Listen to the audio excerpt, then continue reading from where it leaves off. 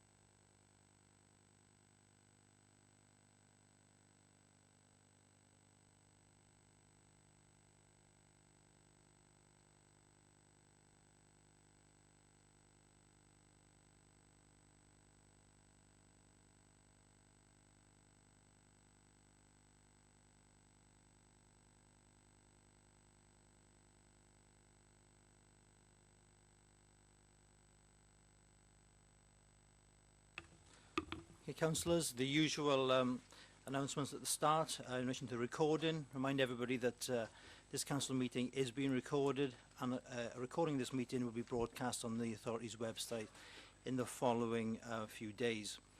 Public consent. Well, the public seating areas are in view of the cameras, and anyone entering the chamber and using that seating area are consenting to being filmed. Phones, of course, everyone needs to switch off their telephones because they interfere with the recording. Then finally, in relation to microphones, then please ensure the microphones are used and you speak at all times, otherwise you will not be recorded. Any questions, obviously contact the chair by raising your hand. Do not activate the microphone until you are called to do so. Similar in relation to moving or seconding any recommendation, otherwise again they will not be recorded. Thank you.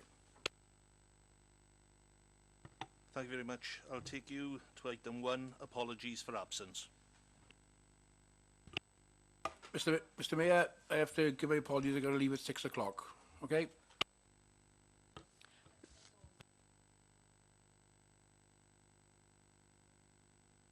We go to item 2, declarations of interest, and please note A and B on the agenda.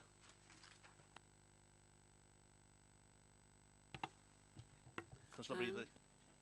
I need to declare an interest for agenda item 17, the Frost of Fran Community Fund, because I work with the Gethley Dig Foundation Group. Okay.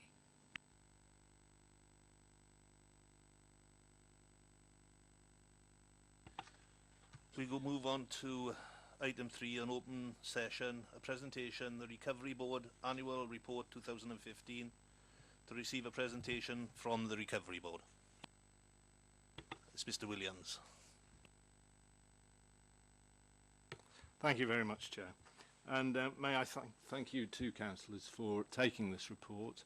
We're not obliged to provide a report for you, nor are you obliged to take that report.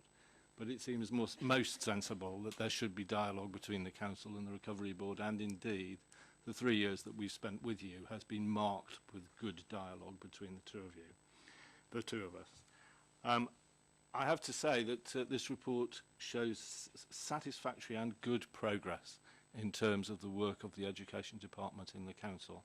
And my colleagues on the Recovery Board would not want me to start this without saying that is in large part due to the political and officer support that has been given to your schools, that has given you a very good response, particularly in terms of children's attainment and progress and the speed of their progress. And the whole of this report is underlaid by that message, that there has been substantial progress in Merthyr Tydfil, and it is the political and officer support to schools that has enabled that substantial progress to be made. I have to also say that what I'm going to report to you on is the views of the Recovery Board. Those should not be confused with the views of Estin, who may have substantially different views, but we have the same evidence you are going to present to Estin, and therefore we would expect some congruence between our judgments and theirs.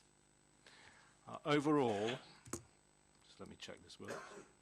Overall, you'll recall that Merthyr Tydfil got a Recovery Board because of a very poor inspection in 2012, that the Recovery Board was awarded certain powers.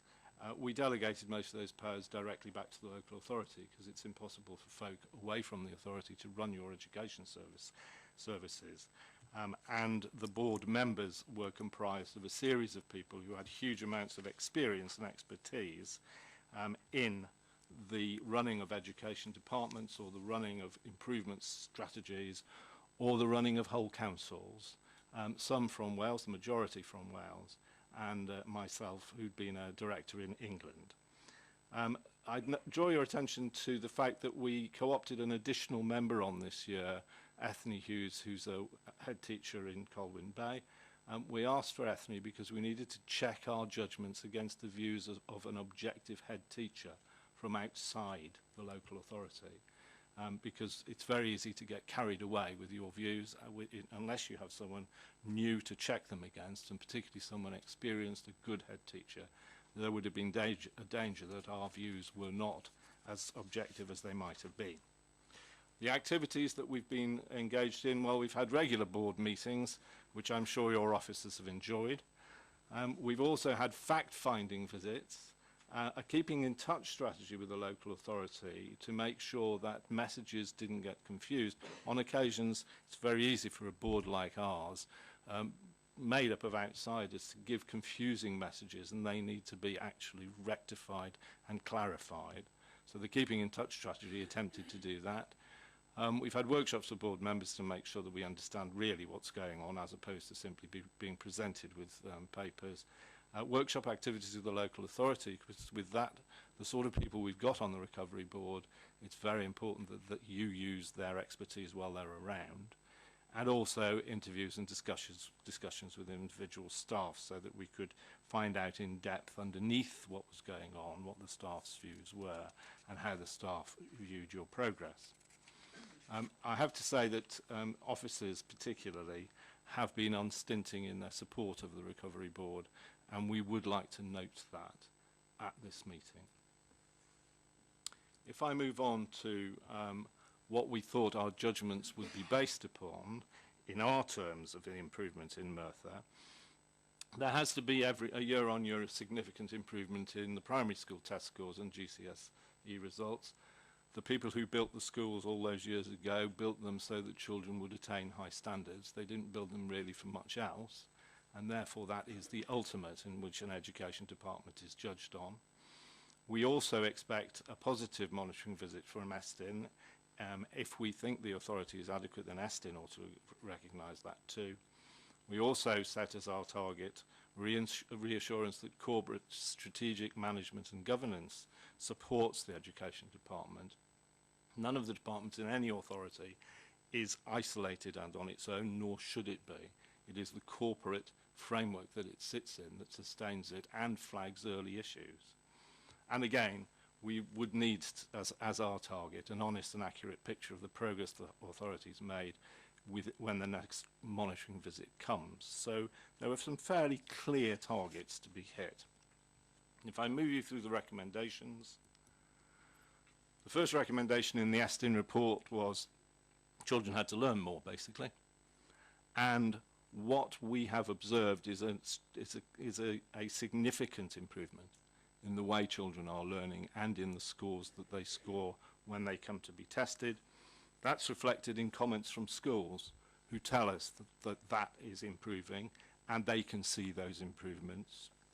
The second recommendation took us to your challenge to schools, It's the work of local authorities to challenge schools, and there's good evidence now that schools get substantial challenge and appropriate challenge to improve their performance and to ensure that the children get best value for money. In terms of recommendation 3, what we're seeing is a better strategy and a substantially improved strategy for the children who are not in education, employment or training, and an opportunity for children to focus their efforts onto improving attendance, and we believe that that's improving too. Thank you, Dorothy. My cold, unfortunately, is catching up with me.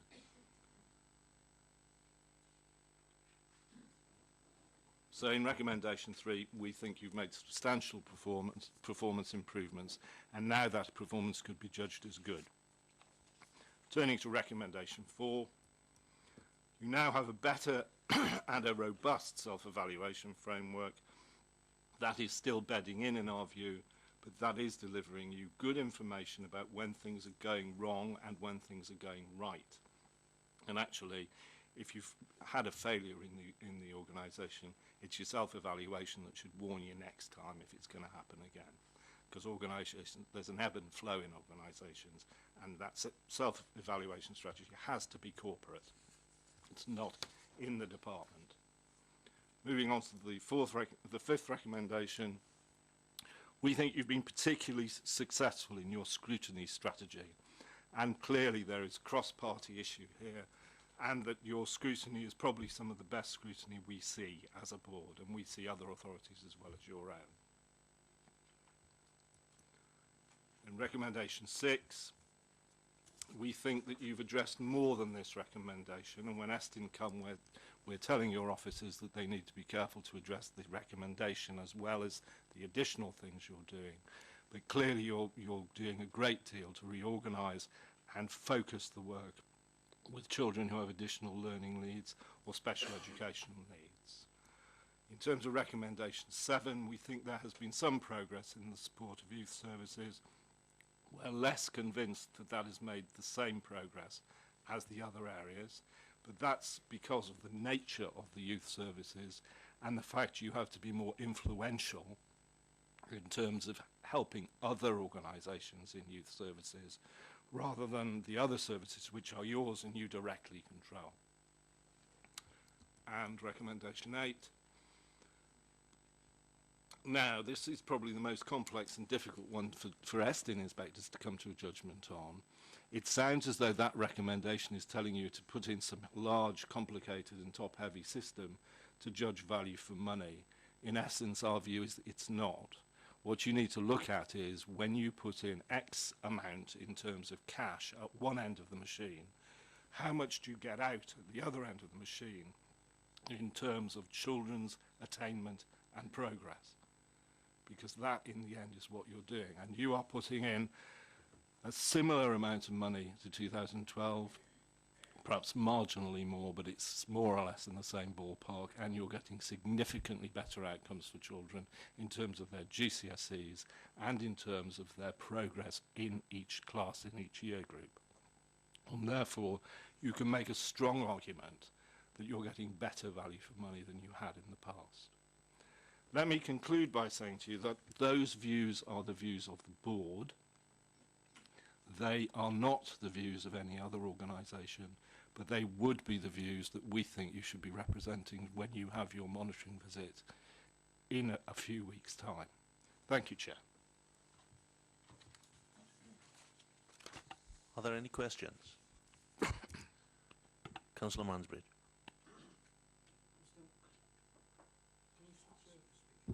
Oh, I do apologise. In view of the court ruling that was in England a few weeks ago concerning taking children out of school, ours is slightly different on this side of the border, but is there any recommendations, is there any way, because there are 2 cases pending down in Swansea, I believe, so how are we going to get round the holiday, taking the children out of school on holidays? Chair, Mr. Mayor, can I come in on that? Brian, I think that's a question that you need to direct at the schools department rather than the chair of the recovery board. So perhaps we can have that discussion outside of this.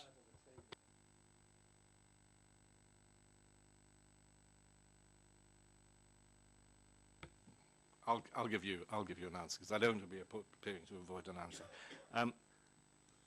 In terms of the detail of whether children should or shouldn't be allowed to go on holidays, you need to talk to your officers, because it's their job to actually give you advice on that. However, as somebody who's worked for a very, very long time in education, I clearly have a view, and I will share my view with you if that would be helpful.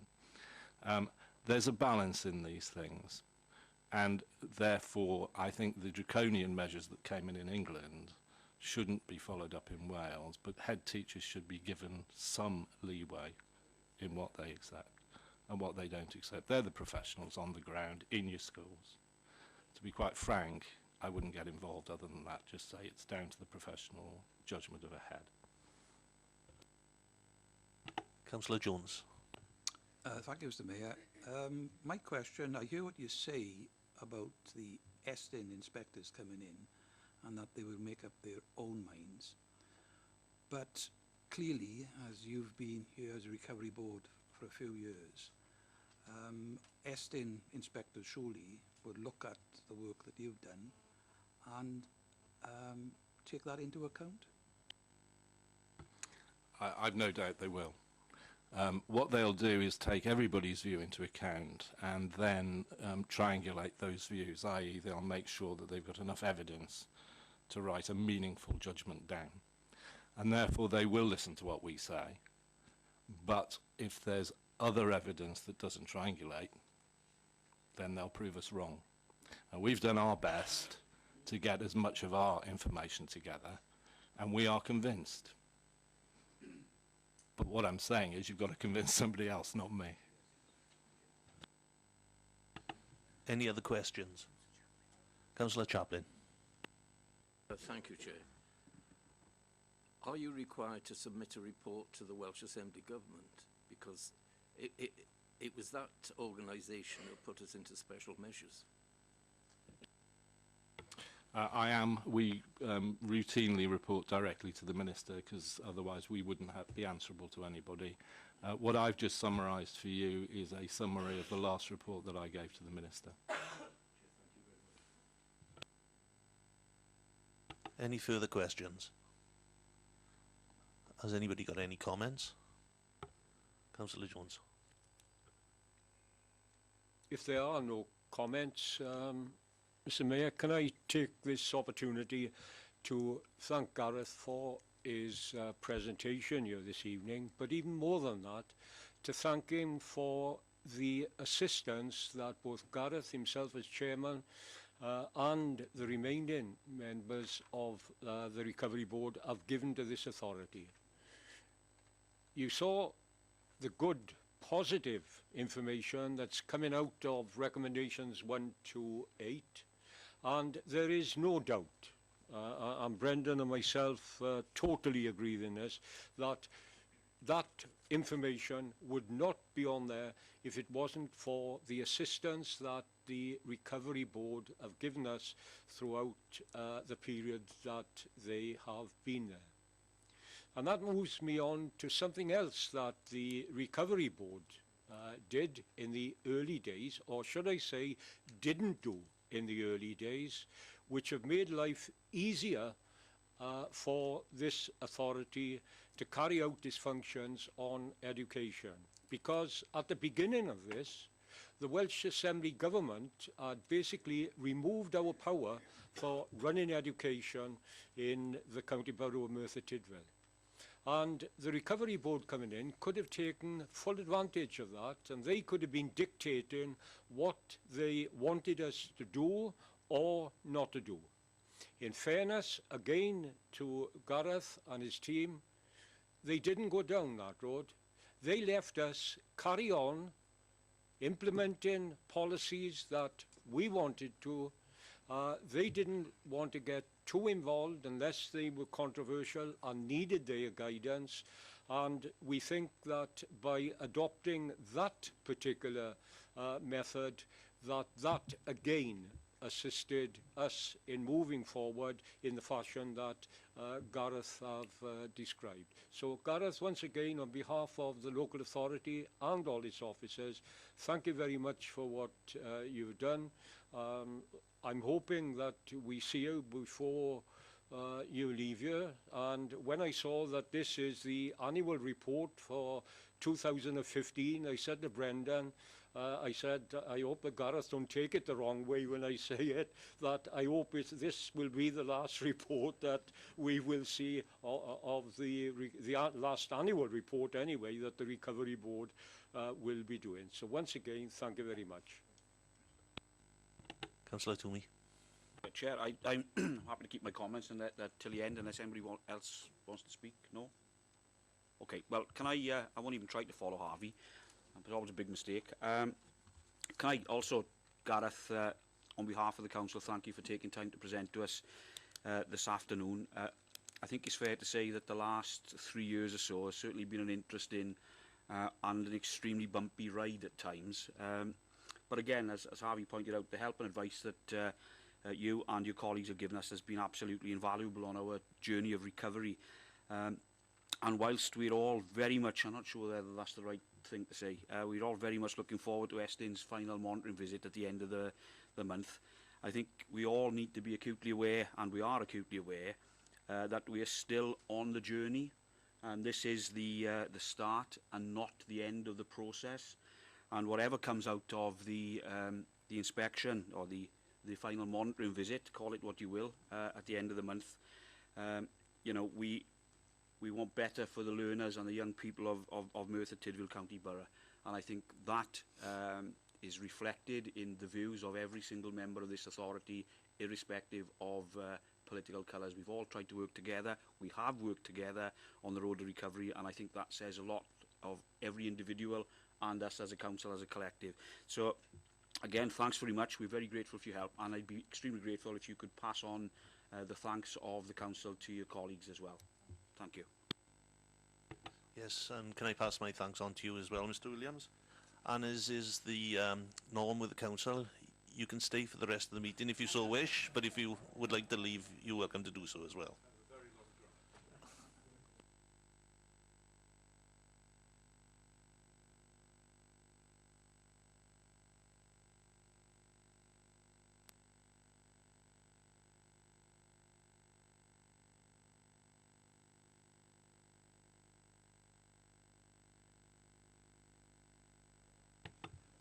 So now we go on to the minutes of previous meetings. Item 4, minutes of meeting Monday 28th September 2015 of Democratic Services Committee. Can I move, Mr. Mayor? Have we a second? I'll second, Mr. Mayor. I'll put it to the vote.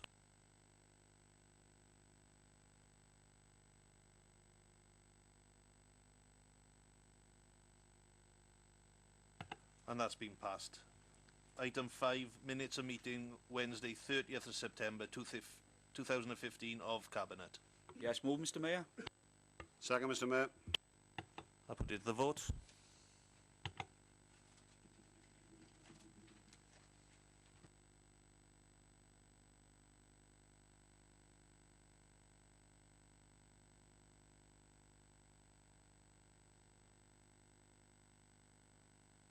Councillor Richard Thomas. Councillor Chaplin.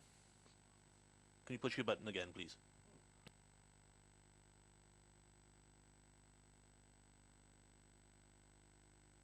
And that's been carried. We go to item 6, minutes of meeting Monday 5th of October 2015 of Scrutiny, Learning and Layskip. Move, Mr. Mayor. They come in on this one. Can I just ask that it be noted that I was in attendance at that meeting, please?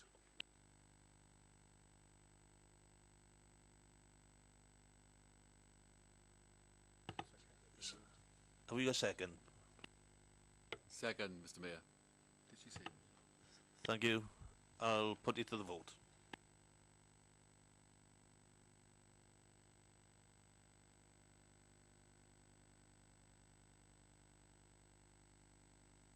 Councillor Williams.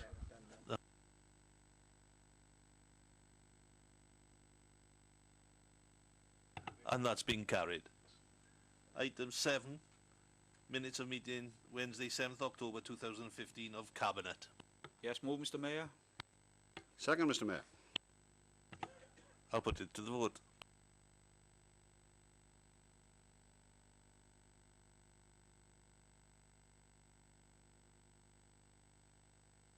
And that's been carried. Minutes of meeting Wednesday 7th October 2015 of full council. I move, Mr Mayor.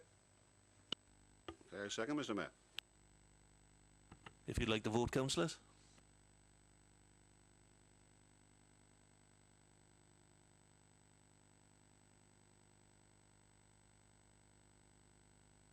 Harvey? And Councillor Chaplin, please.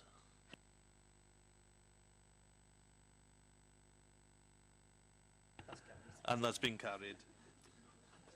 Item 9, minutes of meeting Monday 12th October 2015 of Rights of Way Committee. Councillor Jones. I move, Mr Mayor.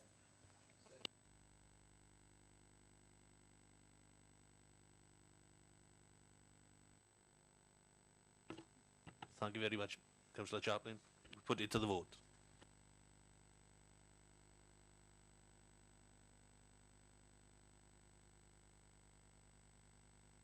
And that's been carried.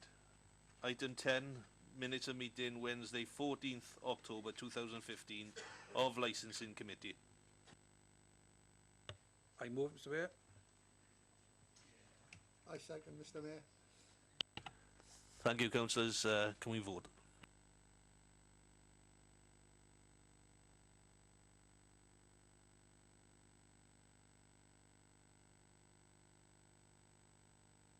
Councillor Chaplin?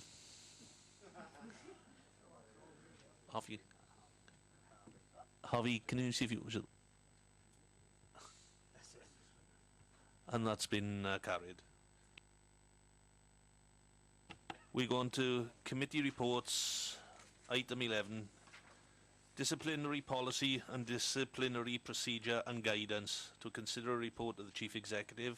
I believe it's Councillor Phil Williams.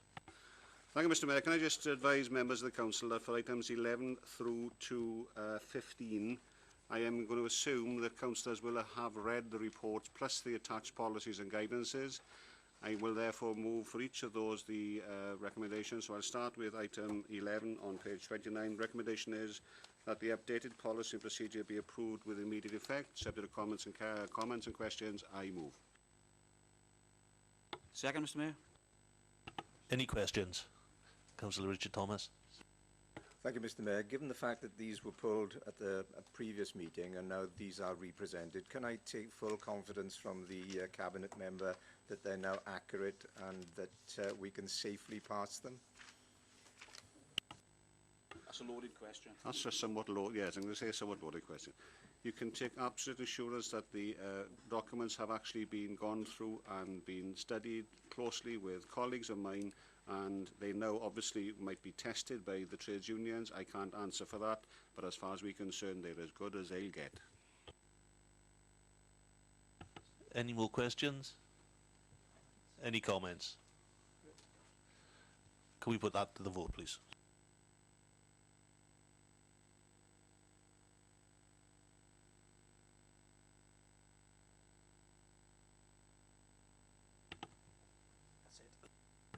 And that's been carried. We go on to item 12, grievance policy and grievance procedure and guidance. Thank you, Mr Mayor. Recommendation on page 71 is that the updated policy and procedure be approved with immediate effect. I so move. Second? Yes, second, Mr Mayor. Any questions? Councillor Thomas. Sorry, Mr Mayor, I thought that when Phil introduced these, we were voting for all of them at the same time, so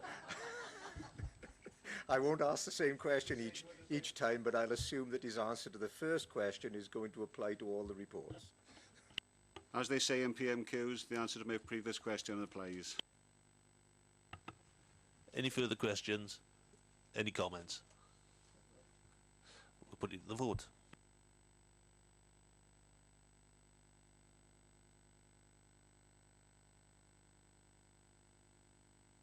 Councillor Minton. And that's been carried. Item 13, dignity and respect at work policy. Thank you, Mr Mayor. Page 101, the recommendation is that the updated policy be approved with immediate effect, subject to any comments that the Mr Prime Minister wishes to say across the way. I move. Any questions? Yeah, I'm happy to second, Mr Mayor. Any questions? Any comments? I'll put it to the vote.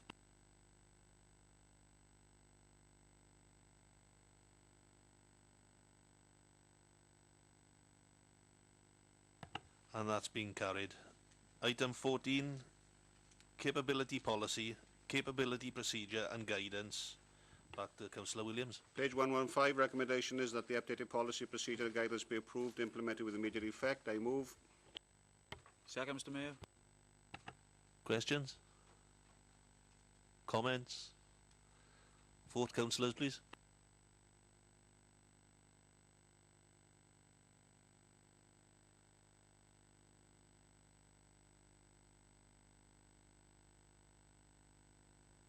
Councillor Chaplin, can you push a button?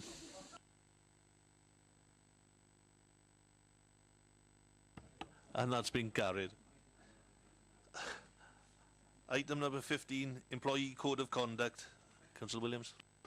Page 143, Mr Mayor, the recommendation is the employee code of conduct be approved with immediate effect. I move.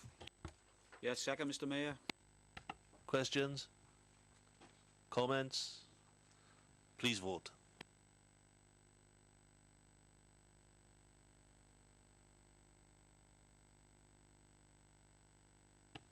And that's been passed. Go to item 16. Merthyr Tydfil Single Integrated Plan 2013-17, revised for 2015-16, to consider a report of the Chief Executive. Councillor Williams. Thank you, Mr Mayor. Paragraph 1.1 on page 159 just indicates that the SIP reached its mid-term stage in April 2015 and it was agreed to use the annual review process not only to determine progress to date but to identify lessons learned. And 1.3, paragraph 1.3, the report clearly lists the key review findings and an update on the progress status of all identified actions. Quickly turning over the page, on page 160, you can see that the original SIP was approved on the 24th of April 2003. Paragraph 4 sets out the review process. Paragraph 5 is makes reference to the key actions and findings. That's at the appendix, set out in the appendix for members to read. I only want to point out paragraph 6.2, Mr Mayor, that there are no direct financial implications in relation to the review of this SIP. But quickly moving to 6.3, and it's an important one, this is that members need to be made aware that current funding from Welsh Government supporting the Local Service Board Support and Development Officer role comes to an end on the 31st of March 2016, which is a sad piece of news because obviously that's something which we've been relying upon quite heavily in the past. There is no extension of transition funding to be released by Welsh Government to support the role and by extension to support the implementation of the Wellbeing of Future Generations Wales Act 2015. In other words, it's all back in our lap again. Thank you, Welsh Government. So a business case is currently being developed which we're hoping to bring forward some way of funding the post-March 2016. Can I just conclude, Mr Mayor, by saying that several people have done a lot of hard work in relation to this review and the action plan. Particular thanks must go to Suzanne, who's sitting up top there. Suzanne, thank you. Maria Purnell and Anne-Marie McCafferty also very heavily involved. And of course, the priority leads, both from within the locality and from outside, have played their part as well. And again, I must thank the partners in this process, which is the Cwm Taf University Health Board, Public Health Wales, our friends in the police service, the third sector through VAMP, the probation service, the youth offending service and South Wales Fire and Rescue. Mr Mayor, if I move us back to page 159, the recommendation is that the revised SIP for 2015-16 be approved. Subject to comments and questions, I move. Have we a second? Yes, second, Mr Mayor. Any questions? Any comments? Councillor Thomas. Thank you, Mr Mayor. Can I say that the independent group welcomes the censure of the Labour government in Cardiff from the Deputy Leader of the Council this evening. Can I also say that I'm totally confused. I know we've gone over the full new reports, but it's a new one on me that the page numbers appear on the top of the page rather than the bottom upside down, but that's just a small comment in passing. Almost the same as the Mayor coming in from the wrong side, which threw me completely. I thought he changed to the right-hand side rather than the left. Thank you, Mr. Mayor. This man's not for turning. So now we'll put it to the vote.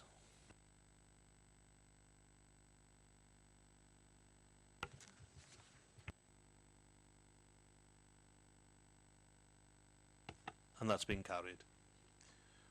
We go on to item 17, and we wait a minute for the councillor to leave the room.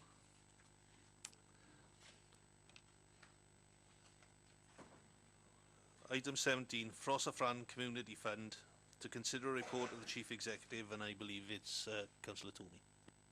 Yes, thank you, Mr. Mayor. Mr. Mayor, straightforward report. It's a tidying up exercise, basically.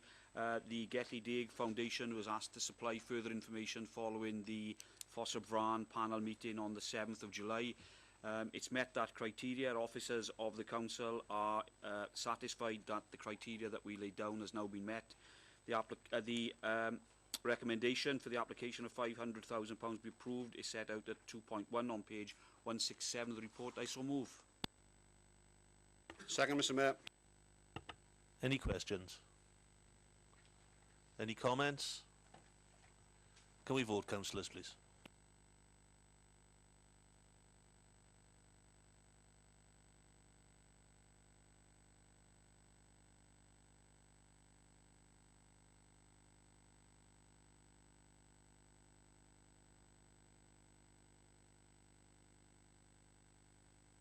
And that's been carried. I'll wait for Councillor Braithwaite to come back in now then.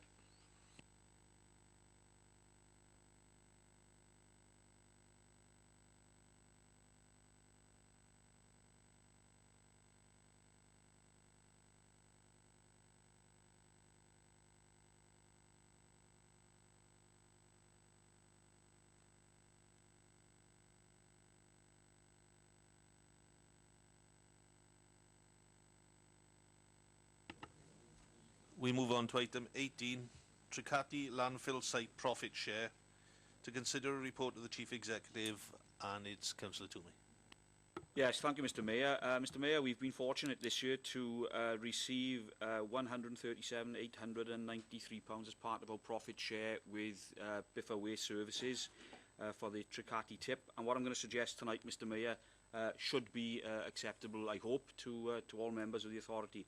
Mr. Mayor, what I'm going to suggest tonight, and I'm happy to move that £100,000 is top sliced to offset council tax in 2016-17, and the remainder of the funding, which is 37,893, is divided amongst the 11 wards or electoral divisions in the sum of £3,250 per division, with Dowlas picking up the remainder of £2,143, taking their allocation to £5,393.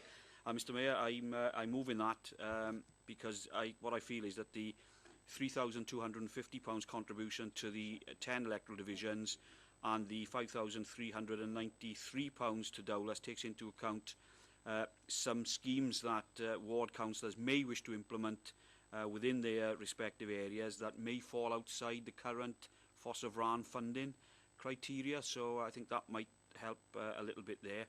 And it also acknowledges the historic issues that residents of Dowlas have had to deal with over the many years that Tricati landfill has been in operation. So I'm happy to move, Mr. Mayor, that all wards top slice £100,000 to offset council tax 2016-17, and all electoral divisions have £3,250, except Dowlas, who get an allocation of £5,393. I so move. Have I a seconder? Mr. Mayor, I second. Any questions? Councillor Ray Thomas. There is one question, Chairman. Not a question, really, is basically a thanks, really, because what the people of Dowlais have gone up with for so many years. But I will thank the leader and indeed the deputy leader on this issue, because you know, as I've explained before in the past, Chair, is that the fact that what we've had to put up with up there. But I'm really pleased with what we're receiving this tonight. Excellent. Diolch yn fawr. Any more questions? Any comments? Can we put it to the vote, please?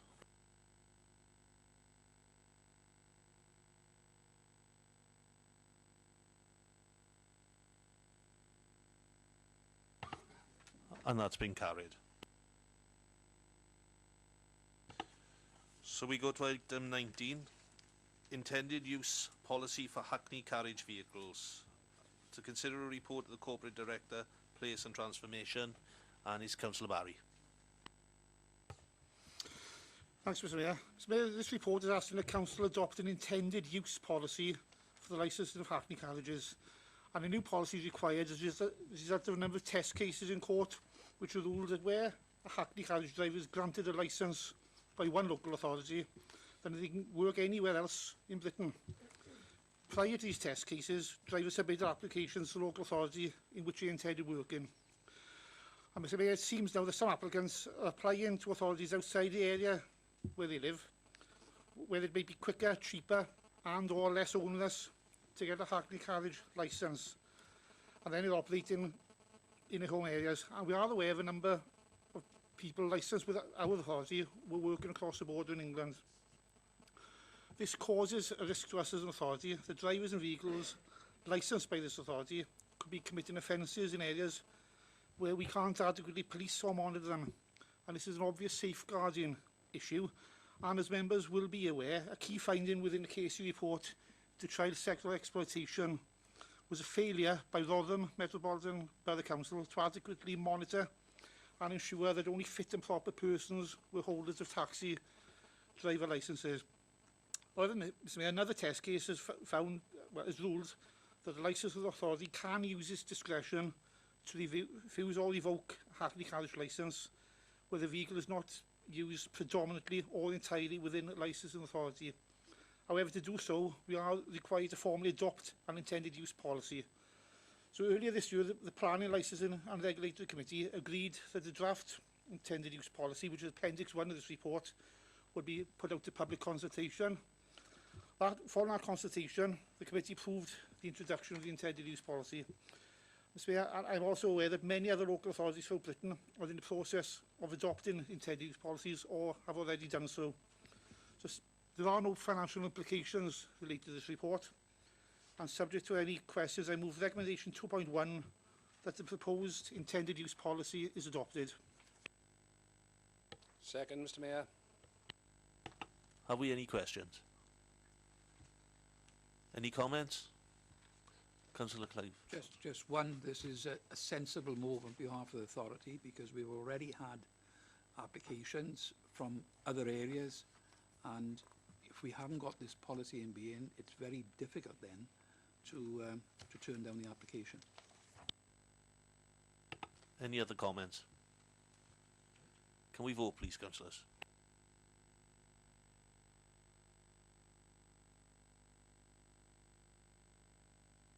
And that's been carried. We go on to item 20, adoption of revised Hackney carriage and private hire conditions. And it's Councillor Barr? No, Councillor Phil Williams. Yeah, just to confuse you all, this one is a legal type one, and actually all this does is tidy up the existing policies and procedures, but also takes account, quite importantly, the Casey report into Rotherham. Again, that brings that into the equation. This is my phone, Mr Mayor, mine's switched off. The page 182, I think you can see that in respect of these various policies, there is no need to consult, because it really is nothing more than the sort of a tidying up of the regulations rather than the conditions themselves being changed. So, Mr Mayor, there are a couple of typos on page 182, paragraph 3.2, third bullet point. it should read adopted a fitness criteria policy to assess whether, take out the use.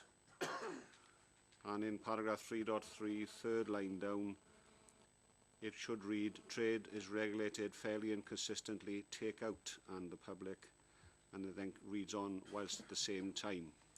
So there's two typos in that, Mr Mayor. Subject to those changes being made to the report, I refer us back to page 181 and the recommendations under 2.1, 2.1.1, 2.1.2, 2.1.3, 2.1.4. I move. Have we a second? Second, Mr Mayor. Any questions? Councillor Barrett. Thank you, Mr Mayor. So observation is on page 205, conditions of a Hackney vehicle licence, section 1.2. It does not resemble a London type taxi cab, otherwise be bad of design or appearance to believe that the vehicle is a taxi carriage. Well, to me, a London taxi is an taxi. I can't see why that's not acceptable.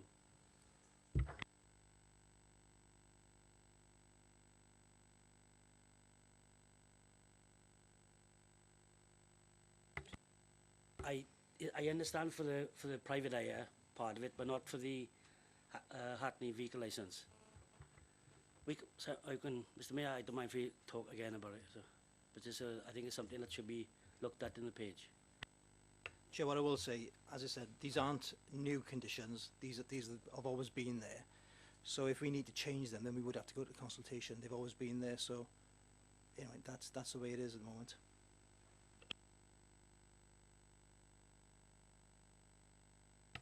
Any other further comments? Can we vote, please, councillors?